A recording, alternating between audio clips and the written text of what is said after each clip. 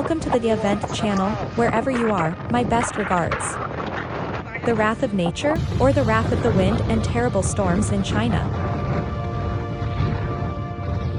On Sunday morning, a severe storm surged towards the east coast of China and is predicted to cause devastating impacts, including in the major port city of Shanghai.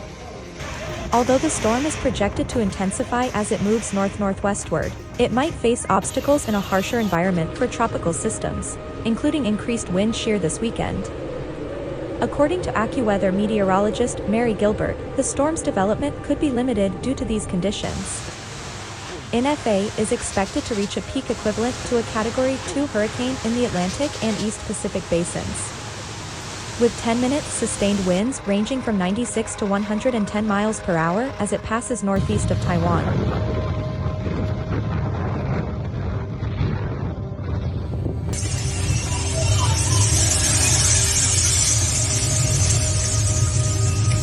Some areas in northern Taiwan are anticipated to receive rainfall amounts of 4 to 8 inches, as the storm's outer rain bands move in, with higher totals anticipated in mountainous areas. Wind gusts of 40 to 60 miles per hour are likely in the region, but some locations will be shielded from the highest winds by the rugged terrain. However, wind gusts of up to 100 to 120 miles per hour may still arise near and east of where NFA lands.